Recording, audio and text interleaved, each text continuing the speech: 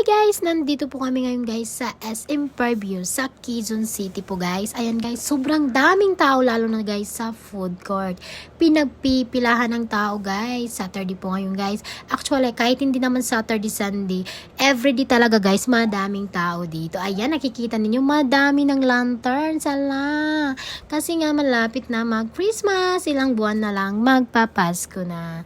Ayan, naisipan ko bumili ng turon. Iba't ibang klase na yung kinuha ko, yung tatlong flavor na obi at saka langka at saka yung chocolate. Ayan, kasi nga masarap yung turon langka, charis. Pinagpipilahan. At aside dyan guys, meron din silang bentang pagkain with rice. Iba't ibang klaseng pagkain. Ayan. Abot lang sa bulsa, ayan. Masarap talaga yung turon nila dito. Pinagpipilahan po guys. Laging sold out yan guys. At saka meron din silang siupaw. Iba't ibang klaseng siupaw. At meron din silang ditong bakery. Ayan, masasarap yung cake nila. At saka magaganda yung mga design. Ayan. Type ko yung unicorn dyan. Bit ko para kay Zaina. Bilhin ko siya ng unicorn cake. Ayan. Kasi nga, maganda siya. As in, maganda yung design, no? Medyo less lang naman yung price. Okay naman. Oh, ang cute, diba? Ang cute ng unicorn, oh. Iba't ibang klaseng, design dyan, guys. At iba't ibang klaseng cake. Ayan. Madami sila. Aside pa dyan, meron din silang tinapay. Iba't ibang klaseng tinapay.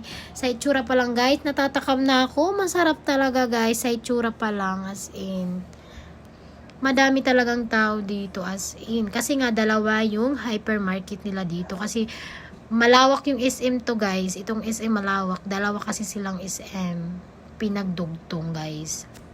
At meron din silang iba't ibang klaseng sliced bread. May pang diet at meron din hindi pang diet. Ayan. Nag-grocery lang kami dito. Kunting grocery lang naman kasi nga naubusan kami ng mga sangkap sa bahay. Ayan. Malapit lang to guys sa tinitirahan namin dito. Walk-in distance lang siya guys. Ayan. Ayan po.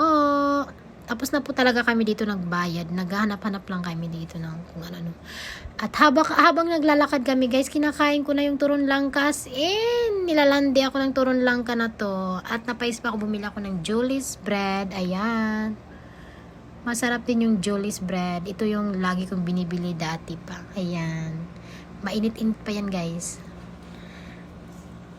Ayan po guys. Yan lang naman. Salamat.